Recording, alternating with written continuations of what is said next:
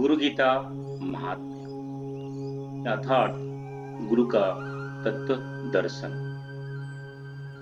गुरु का तत्व दर्शन जानने के पूर्व हमें कुछ और विश्लेषण करना होगा, कुछ और चीजें समझनी होगी ताकि हम यह समझ पाए गुरु कौन है, गुरु की आवश्यकता क्या है और गुरु का शिष्य के जीवन में क्या उद्देश्य है।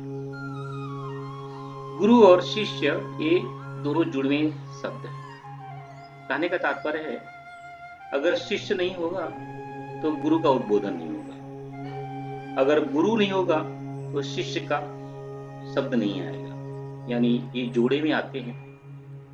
गुरु तभी होता है जब शिष्य होता है और जब शिष्य होता है तब गुरु होता है। अगर कोई आदमी है तो उसे कोई गुरु, उसे आदमी के साथ में उसे गुरु शब्द नहीं जोड़ा जाता या शिष्य शब्द नहीं जोड़ा जाता है। जहां पे शिष्य शब्द आता है वहीं पे ही गुरु का शब्द आता है, जहां पे गुरु का शब्द आता है वहीं ही शिष्य का शब्द आता है। तो चलिए समझते हैं गुरु प्रक्रिया में कि गुरु और शिष्य की आवश्यकता क्यों पड़ती है। अगर हम ध्यान से देखें, हम दो तरह के संबोधन करते हैं। एक संबोधन होता है मैं कौन हूं, दूसरा संबोधन होता है मैं क्या हूं। जब मैं कौन हूं का संबोधन करते हैं तो यह मूलतः सृष्टि विज्ञान को लेकर के होता है। जब मैं क्या हूं के संबंध में संबोधन होता है तो यह आत्मज्ञान के संदर्भ में होता है।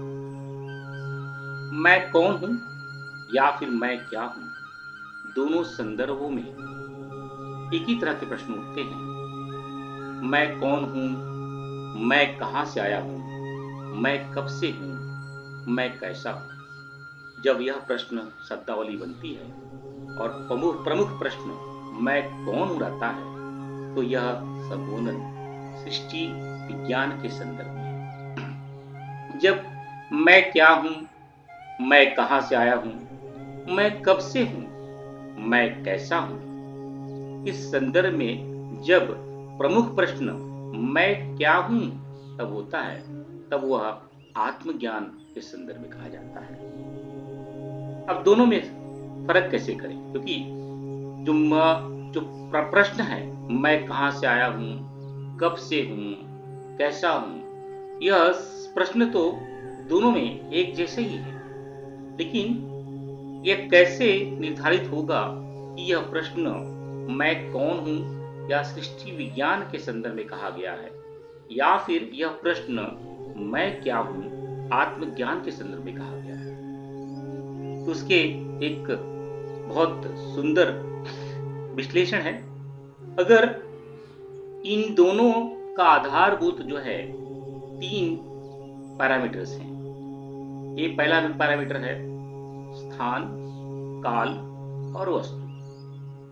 इन दोनों प्रश्नों का निर्धारण इन 3 मूलभूत तत्वों पे होता है। यानी स्थान के संबंध में, काल के संबंध में, वास्तु के संबंध में यह निर्धारण किया जाता है यह प्रश्न मैं कौन है या मैं क्या है। अगर स्थान, काल और वस्तु बदले या परिवर्तन हो या परिवर्तनशील हो तो यह प्रश्न सृष्टि विज्ञान के संदर्भ में किया जाता है, यानी मैं कौन हूं। परंतु लेकिन अगर स्थान, काल, वस्तु अपरिवर्तित रहें, शाश्वत रहें, नित्य रहें तो यह प्रश्न आत्मज्ञान के संदर्भ में होता है, यानी मैं क्या हूं। मोटे मोटे तौर पे स्थान, काल और वस्तु यह निर्धारण करते हैं यह प्रश्न मैं कौन हूं के संदर्भ में है या मैं क्या हूं के संदर्भ में है। अगर स्थान, काल, वस्तु बदलते हैं, परिवर्तनशील हैं, अनित्य हैं तो वह यह प्रश्न मैं क्या हूं कि मैं कौन हूं और सृष्टि विज्ञान के संदर्भ में है। अगर स्थान, काल और वस्तु शाश्वत हैं, नित्य हैं, तो यह प्रश्न मैं क्या हूँ होता बनता है, और यह आत्मज्ञान के संदर्भ में होता है। जैसे कि मैं राजेश हूँ, मैं बेंगलोर में हूँ, मेरी उम्र ये है, यह तीनों परिवर्तनशील है। जब मैं दोस्तों के साथ में होता हूँ तो मैं राजेश होता हूँ, जब मैं पिता के साथ में रहता हूँ तो मैं पुत्र होता हूँ, जब मैं बच्चों के साथ में रहता हूँ तो मैं पिता रहता हूँ। यह परिवर्तनशील होता है, नाम बदल रहा है, उद्बोधन बदल रहा है। मेरा स्थान आज यहाँ है तो कल वहाँ होगा, तो स्थान बदल रहा है। और साथ में ही मैं स्वयं बदल रहा हूँ, क्षण पर क्षण। कल का राजेश और आज के राजेश में दोनों में अंतर है। लेकिन जो बदल नहीं रहा है, जो शाश्वत है, जहाँ काल नहीं बदलता है, जहाँ स्थान नहीं बदलता है, जहाँ वस्तु नहीं बदलती है, वह है आत्मा।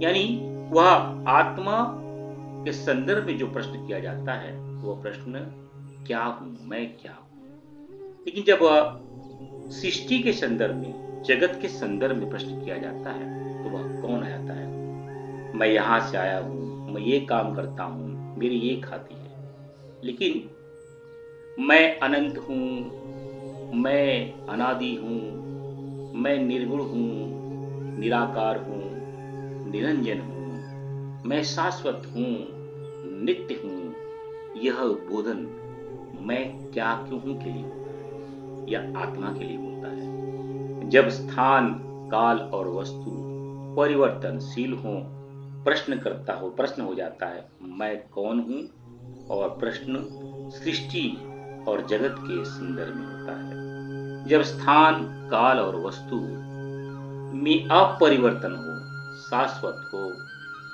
प्रमुख प्रश्न बन जाता है मैं क्या हूं, और यह प्रश्न आत्मज्ञान से संबंधित होता है। वहां पे अनंत, अनादि, निर्गुण, निराकार, इस तरह के जो है उत्तर मिलते हैं। आइए उसको और विस्तार से समझते हैं। यानी यह आत्मज्ञान क्या है। यानी अपने आप को जानना ही आत्मज्ञान है, अपने आप को पहचान लेना ही आत्मज्ञान है। ऋषि कहते हैं जो पूरा, जो सृष्टि का जो आधारभूत है, जो उसका धुरी है, वह चेतन है। वह चेतन को ऋषियों ने ब्रह्म नाम से उद्घोषणा की। वह चेतन वैसे तो दिखाई देता नहीं है। जैसे एक आटे में, जल में घुटा हुआ आटा में हमें जल दिखाई नहीं देता, लेकिन आटा दिखाई देता है। लेकिन वह जल उसके अंदर निहित है, यह ज्ञात होता है, लेकिन वो दिखाई नहीं देता है। जिस तरह से ये आकाश है, आकाश में बादल उत्पन्न होते हैं, जो है उसमें ठहरते हैं, फिर उसके अंदर विलय हो जाते हैं, लुप्त हो जाते हैं। लेकिन आकाश जो है शाश्वत बना रहता है। और उसी तरह से बादल आते और जाते हैं, उसी तरह से ब्रह्म शाश्वत है। उसके अंदर सृष्टि बनती रहती है, बिगड़ती रहती है, दिखाई देती है, लुप्त हो जाती है, लेकिन सदैव के लिए सदैव आकाश जो है शाश्वत रहता है। तो ब्रह्म को जानना ही आत्मज्ञान है। और ब्रह्म को ही वेदों में आत्मा के नाम से भी संबोधन किया गया है। आत्मा शब्द और ब्रह्म शब्द पर्यायवाची हैं, दोनों एक ही हैं। बहुत सारे मंत्रों में आत्मा से ही संबोधन होता है।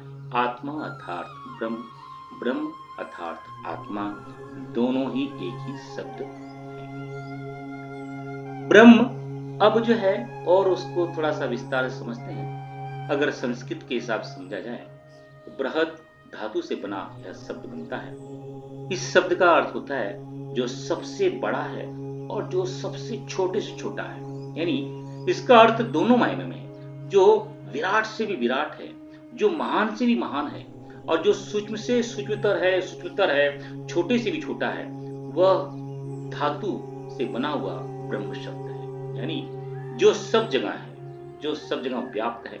इसी को जो श्वेत उपनिषद में बताया गया है, वह सूक्ष्म से भी सूक्ष्म है और महान से भी महान है। इसलिए न उसका आदि है, न अनंत है, न उसके विस्तार को मापा जा सकता है, न उसको कोई संज्ञा दी जा सकती है, न कोई इसको जो है एक बाउंड्री में लपेटा जा सकता है। इसलिए वह अनादि है। इसलिए ऋषियों ने और वेदों में उसे अनादि, अनंत, अखंड, निर्गुण, निराकार, निर्विकार के नाम से संबोधन किया है। क्योंकि अगर वो गुणवाला होगा, अगर यह गुणवाला होगा तो उसमें विकार पैदा होगा। अब विकार पैदा होगा तो जो है उसके अंदर बदलाव आएगा, क्योंकि लेकिन वह बदलता नहीं है, शाश्वत है।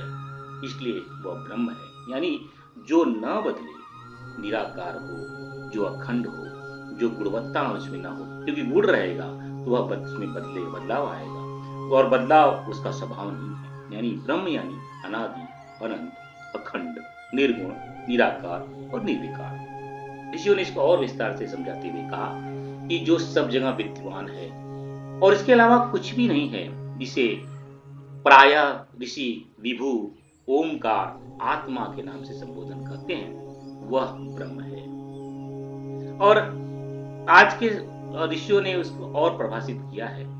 वह अक्षर के रूप में ब्रह्म, लिंग के रूप में उसे हम शिव, और अवतारी के रूप में राम, कृष्ण, और साकार रूप में हम जो है दुर्गा, जो है लक्ष्मी, सीता माता, पार्वती माता के नाम से संबोधित। यानी जो सगुण है और साकार है, और उसके अंदर जो निहित चेतना है, यानी जगत जननी माता, सीता माता, पार्वती माता, भगवान राम, भगवान कृष्ण, यह उस ब्रह्म के सगुण और साकार स्वरूप है। और लेकिन वह जब उसे हम ऋषियों ने जो है लिंग के रूप में उसे शिव कहा है, उसे अक्षर के रूप में ओमकार कहा है, क्योंकि समझाने का भी तो तरीका तो चाहिए। क्योंकि ब्रह्म तो ना, अगर वो निर्गुण है, निराकार है, जो निरंजन है, वह जो अदृश्य है, वो दिखाई नहीं देता है, वो उसको स्पर्श नहीं किया जाता, तो कैसे समझ में आएगा? तो समझाने के लिए उस वेदों में उसे ओमकार के रूप में बताया गया है, वह उसकी उपाधि के रूप में बताया गया है, यानी अक्षर ब्रह्म के रूप में उसका संबोधन किया है। और उसी को पुराणों में शिव यानी शिवलिंग के रूप में जो है घोषणा दी। उस अनंत कोटि ब्रह्मांड का जो नायक है, जो जहां से सब कुछ उत्पन्न होता है, जो निर्गुण निराकार है, उसे जो है लिंग के रूप में शिव के रूप में घोषणा की गई है। और अवतारी सत्ता के रूप में उसे राम, कृष्ण, पार्वती, उमा माता, उसे सीता माता, और इस तरफ से विस्तार से बताया गया है। तो और उसको जब हम समझने की और चेष्टा करते हैं, तो ऋषि तैत्तिरीय उपनिषद की उस घोषणा के माध्यम से समझाते हैं। इस घोषणा में, तैत्तिरीय उपनिषद की घोषणा में कहते हैं कि वह जो ब्रह्म है वह दृश्य नहीं, वो दिखाई नहीं देता है, इसलिए वह अदृश्य है। वह अदृश्य है, यानी अर्थात उसको शरीर नहीं है, अशरीरी है, इसलिए उसका एक नाम अनात्मा है। अगर वह अशरीरी है तो उसके अंदर कोई भी निरुक्ति नहीं है, अर्थात वह अविकारी है, इसलिए उसका एक नाम अविकारी है। जब वह अविकारी है तो वह कहीं उसका आश्रय नहीं होगा, जब उसका आश्रय नहीं होगा तो अनिलयन होगा, अर्थात कोई अनाश्रय होगा। इसलिए ब्रह्म के और जो नाम विशेषण निकल के आते हैं, वह अदृश्य है, अनात्म है, अविकारी है, अनाश्रय है। साथ में वह अजन्मा भी है, वो उसका जन्म नहीं होता है। लेकिन कभी कभी जब धर्म की ग्लानि होती है, तो जो स्वयं माया को अपने अधीन में कर जो है वह प्रकट होता है, तब वह अवतारी कहलाता है। जैसे कि राम, कृष्ण, जो अलग अलग अवतारी चेतना बार बार सगुण साकार रूप में आती है, वह अजन्मा होकर के बार बार जो है श्रीमद् भगवद गीता में, पुराणों में, वेदों में यह उल्लेख आता है, मैं यद्यपि अजन्मा हूं, लेकिन धर्म का स्थापना के लिए, अधर्मों के विनाश के लिए मैं अपनी माया को अपने अधीन में करके जन्म लेता हूं। यानी अजन्मा होकर के भी मैं जन्म लेता हूं सगुण साकार रूप। लेकिन हम सब साधकों को तो उसके अंदर जो अनंत, अखंड, अनादि, अविकारी, अनाश्रय, अनात्मा, अदृश्य जो चेतना है, उसका भाव है, उसी रूप से ही उसका चिंतन करना चाहिए। यानी ब्रह्म निर्गुण है, निराकार है, निर्लिप्त है, अदृश्य है, अजन्मा है, अनंत है, अखंड है, अनादि है। उसका एक नाम विभु भी है, आत्मा भी है, ओमकार भी है, शिव भी है, राम भी है, कृष्ण भी है, पार्वती भी है और माता सीता भी। यानी ब्रह्म के अलग अलग नाम हैं और अलग अलग रूप हैं। यह नाम और रूप, क्योंकि हम प्राणी, हम मनुष्य किसी को नाम और रूप से ही समझ सकते हैं, इसलिए इस ऋषियों ने इसे नाम और रूप दिया है। वस्तुतः उसका ना कोई नाम है ना रूप है, क्योंकि हम जब उसका नाम और रूप नहीं होगा तो हमें समझ में नहीं आएगा। इसलिए उसे नाम और रूप से व्याख्या के माध्यम से हमें समझाने की चेष्टा की गई है कि वह उसका नाम आत्मा भी है, वह ओमकार भी है, वह ब्रह्म भी है, वह विभु भी है, वह नाम और रूप के साथ में राम है, वह नाम और रूप के साथ में कृष्ण है, वह नाम और रूप के साथ में जगत जननी सीता माता है, वह नाम और रूप के साथ में जगत जननी माता पार्वती है। तो इस तरह से ऋषि हमें समझाते हैं कि इस तरह से ब्रह्म चेतना जो है निर्गुण निराकार है। अब हमें अगर उस ब्रह्म चेतना को समझना है, उसको जानना है, तो 3 कड़ी बनती है: प्रमाता, प्रमाण और प्रमेय।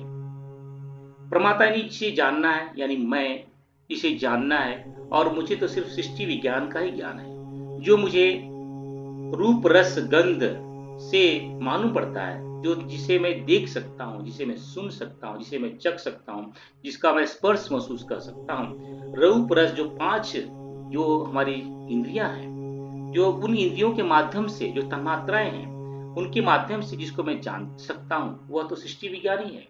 इसलिए लेकिन उस सृष्टि विज्ञान में को जानने के लिए तो यह रूप रस गंध ठीक है, लेकिन जो आत्मज्ञान है, वहां आत्मज्ञान में न हमें स्पर्श कर सकते हैं, न देख सकते, क्योंकि वह अदृश्य है, न उसकी कोई वाणी है जो न सुन सकते हैं, न उसमें जो है कोई गुणवत्ता है तो उसका कोई रस और गंध भी नहीं है, तो कैसे जानेंगे? तो एक है, हर प्रमाता को प्रमेय के मिलन की प्रक्रिया में आता है प्रमाण। ऋषियों ने बताया है कि प्रमाता उस प्रमेय से प्रमाण के माध्यम से मिल सकता है। यानी प्रमाण ही है जो प्रमाता को प्रमेय से मिला सकता है। यानी हम प्राणी, मनुष्य, साधक सृष्टि विज्ञान से आत्मज्ञान की प्राप्ति कर सकते हैं। अब यह प्रक्रिया कैसी है? इस यह प्रमाण क्या है? प्रमाण के अलग अलग ऋषियों ने संदर्भ बताए हैं, रूप बताए हैं। एक प्रमाण है स्मृति, एक प्रमाण है महाकाव्य, एक प्रमाण है पुराण, एक प्रमाण है दर्शन, एक प्रमाण है वेद। मूलतः वेद से ही सब प्रमाण निकले हुए हैं: पुराण, स्मृति, महाकाव्य और दर्शन। अनंत ढेर बहुत सारी स्मृतियां हैं। वह मूलतः 24 बड़ी बड़ी स्मृतियां हैं, जैसे कि मनुस्मृति, नारद स्मृति, वशिष्ठ स्मृति, अलग अलग स्मृतियां, याज्ञवल्क्य स्मृति, अलग अलग स्मृतियां हैं। महाकाव्य 2 महाकाव्य है। एक भगवान अवतारी सत्ता राम के जीवन पे आधारित रामायण, और एक है भगवान कृष्ण अवतारी चेतना के आधार पे रचित महाभारत, और उसमें लिपिबद्ध भगवद गीता। तो 2 महाकाव्य हैं, जिसमें हम भगवान राम के चिंतन के माध्यम से, भगवान कृष्ण के चिंतन के माध्यम से उस महाकाव्य के को आत्मसात करने से वो प्रमाण के रूप में हमें जो है सृष्टि जगत से आत्मविज्ञान करवा सकता है। दूसरा है पुराण। बहुत सारे 18 महापुराण हैं और 18 उप महापुराण हैं। पुराणों में 18 महापुराणों में अलग अलग चेतना शक्ति है, जैसे कि विष्णु जी, भगवान शिव, माँ सूर्यदेव, देवी और गणेश, इन 5 और ब्रह्मदेव, इन चेतनाओं को उस ब्रह्म के रूप में स्थापित करके उस पुराण के माध्यम से हम जो है आत्मसात करते हैं। पुराणों में एक एक चेतना को प्रमुख ब्रह्म मान करके शिव पुराण में भगवान शिव ही ब्रह्म है, उन शिव के रूप में, उस शिव को ब्रह्म के रूप में मान करके उस पुराणों की व्याख्या की है। विष्णु पुराण में भगवान विष्णु ही ब्रह्म है, उस विष्णु के ब्रह्म के माध्यम से, विष्णु जी के माध्यम से उस ब्रह्म चेतना को आत्मसात करने की चेष्टा की। देव पुराण में दुर्गा ही, गायत्री ही वह ब्रह्म है, उनके माध्यम से हम जो है ब्रह्म ज्ञान, आत्मज्ञान की प्राप्ति करते हैं। वह और बहुत सारे पुराणों में अलग अलग परंपराओं के अनुसार जो है एक देव को, एक चेतना को ब्रह्म के रूप में स्थापित करके वो आत्मज्ञान देने की चेष्टा की जाती है। बाद में 6 दर्शन है, न्याय, वैशेषिक, सांख्य, योग, मीमांसा और वेदांत। ये अलग अलग ऋषियों के माध्यम के द्वारा लिखी गई है, उनके ज्ञान की पराकाष्ठा इसमें से जो अंतिम 2 दर्शन है, मीमांसा दर्शन और जो है वेदांत दर्शन। वेदांत दर्शन और मीमांसा दर्शन दोनों दर्शन वेद में जो संकलित मंत्र हैं, उन मंत्र में जो कर्मकांड भाग है और जो ज्ञान भाग है उसको बांट करके दिखाया गया है। महर्षि जैमिनी ने वेदों में जो कर्मकांड के मंत्र थे उसका संकलन करके, उसको सूत्रबद्ध करके मीमांसा दर्शन की स्थापना की, उसकी व्याख्या की। महर्षि वेदव्यास ने वेदों में जो ज्ञान कांड है, जो ज्ञान का भाव है, उसका संकलन करके, उसको सूत्रबद्ध करके वेदांत दर्शन का निबद्ध किया है। इसलिए मीमांसा दर्शन को हम अथातो धर्म जिज्ञासा का उद्बोधन, पहला सूत्र यही आता है, अथातो धर्म जिज्ञासा, यानी जिसे धर्म की जिज्ञासा हो, जिसे कर्मकांड की जिज्ञासा हो और जिसमें भक्ति की जिज्ञासा हो, वह मीमांसा दर्शन को आत्मसात करे। ज्ञान जो वेदांत दर्शन है उसका पहला सूत्र है अथातो ब्रह्म जिज्ञासा, यानी जिसे ब्रह्म की जिज्ञासा है, जिसे आत्मा की जिज्ञासा है, उसे वह वेदांत दर्शन को आत्मसात करना चाहिए। यानी मीमांसा दर्शन और वेदांत दर्शन दोनों महत्वपूर्ण है, एक धर्म का है और एक ज्ञान का है, ब्रह्म का है, आत्मा का है। इन सूत्रों में जो है बड़े सुंदर ढंग से मंत्रों का संकलन किया गया है और उसके आधार पे साधक अपनी जिज्ञासा को तृप्त कर सकता है। और अंततः वेद, ये सब स्मृति, महाकाव्य, पुराण, दर्शन वेदों का ही छोटा भाग है। वेदों के माध्यम से ही इसमें जो वेद में जो सूत्र है, मंत्र है, उसका ही भाग जो है स्मृति में, पुराणों में, महाकाव्यों में और दर्शनों में बताया गया है। अब ये वेद क्या है? वेद विस्तृत ज्ञान है, यानी वेद को ऋषियों ने अपौर से बताया है, यानी किसी ने इसका कोई रचयिता नहीं है, इसे किसी ने लिखा नहीं है। यह विस्तृत ज्ञान है, यह ज्ञान की पराकाष्ठा है, यानी इस ज्ञान के परे कुछ भी नहीं है, वह है वेद। द्वापर काल में यह विस्तृत ज्ञान जो है, द्वापर काल तक यह विस्तृत ज्ञान गुरु शिष्य परंपरा से, मंत्रों के माध्यम से, श्रवण मनन निधिध्यासन के माध्यम से यह ज्ञान चला रहा था।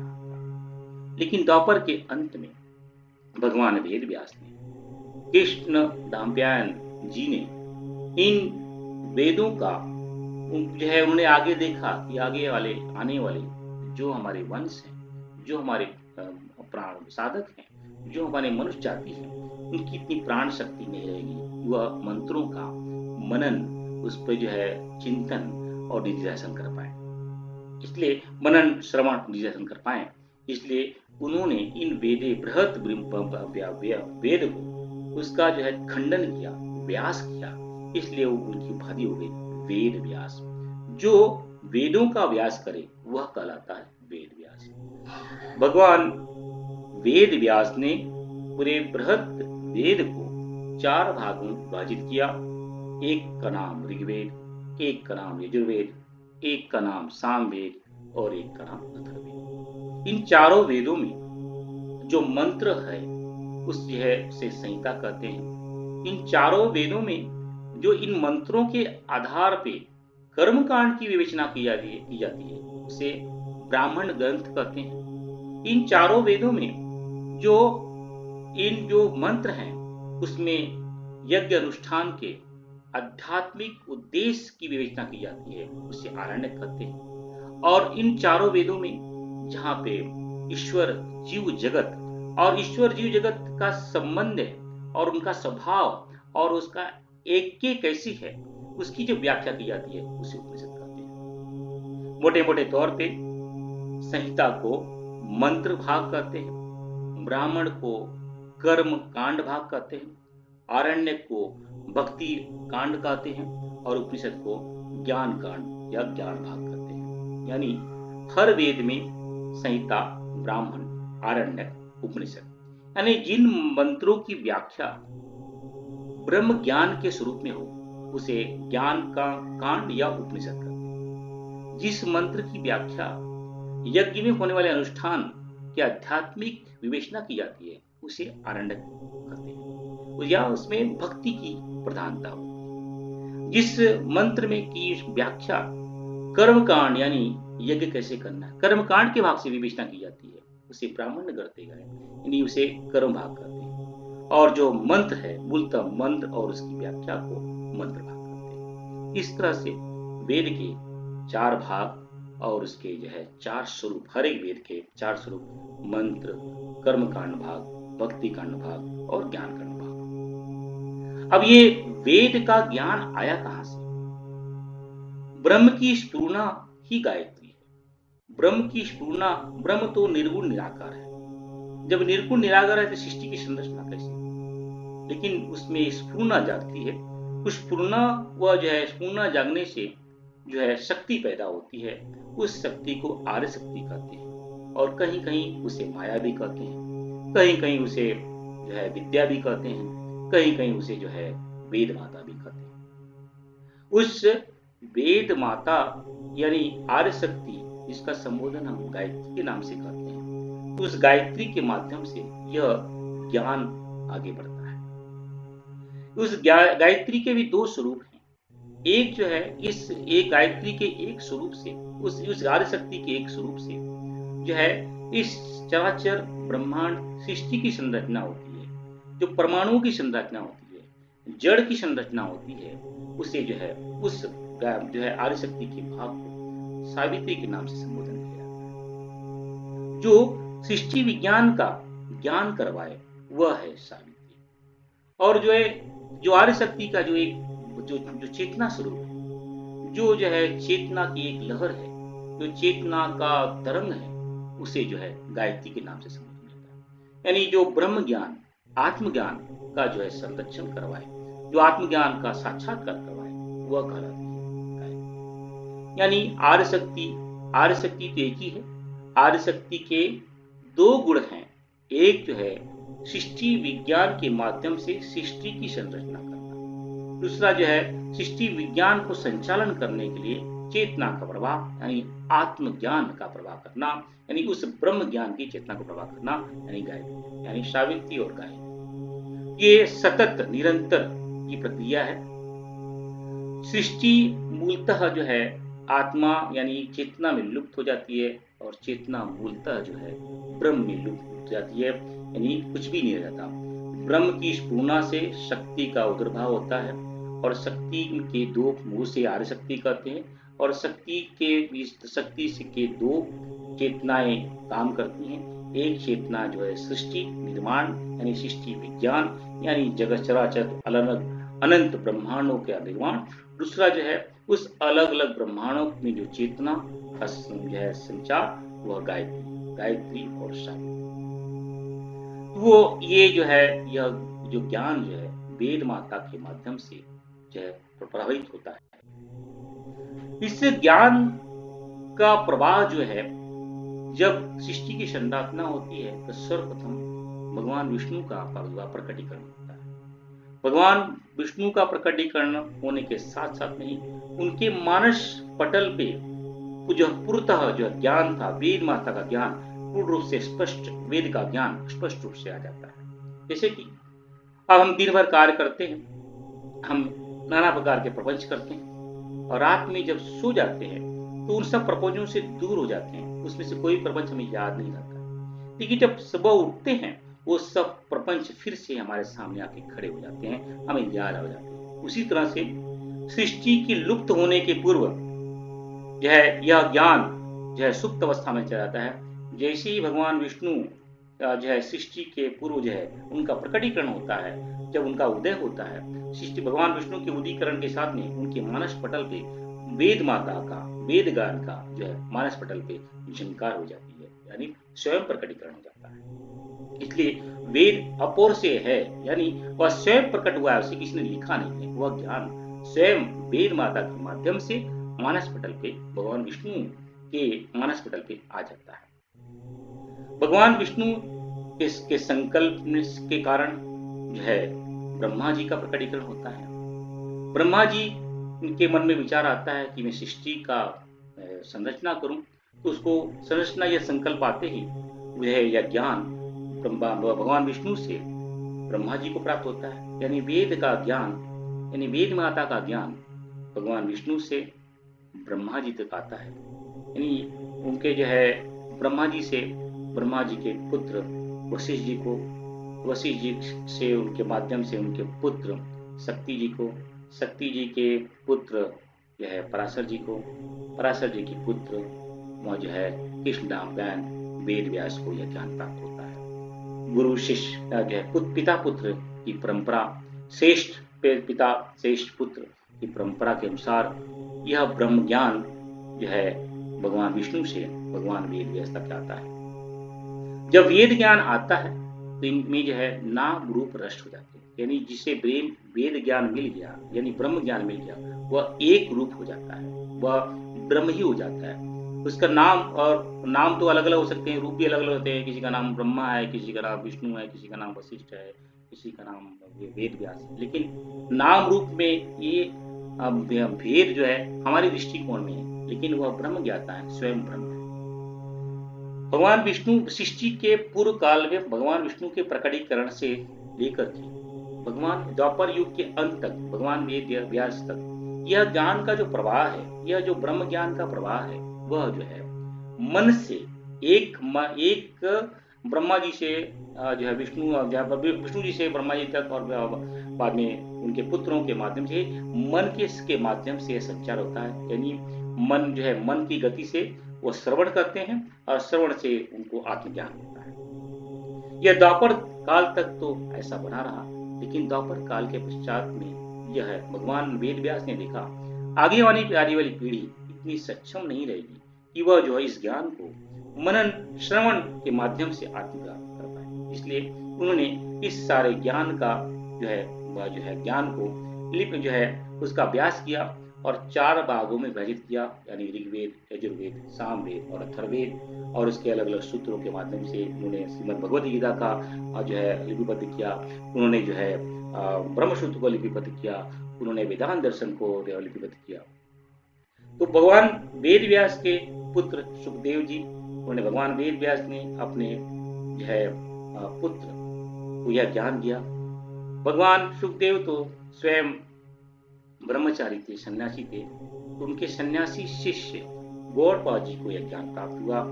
गौड़पाद जी से यह ज्ञान जो है गोविंद पाद जी को यह ज्ञान प्राप्त हुआ। गोविंद जी से ज्ञान भगवान शंकराचार्य जी को प्राप्त हुआ।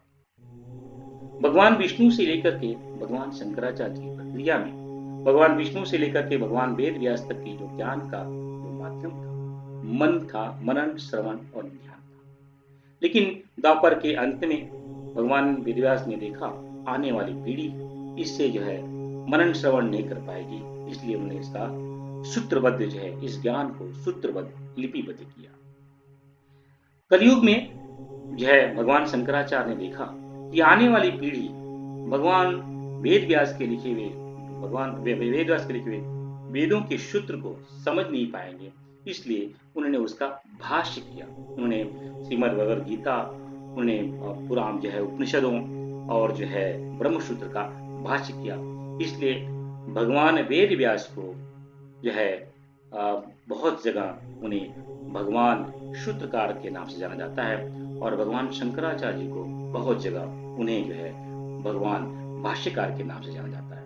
यह ज्ञान की परंपरा, वेद की परंपरा ऋषि पिता पुत्र और सक्षम पिता पुत्र और श्रेष्ठ गुरु और शिष्य के माध्यम से यह ज्ञान अब तक जो है निरंतर प्रवाह करते रहा।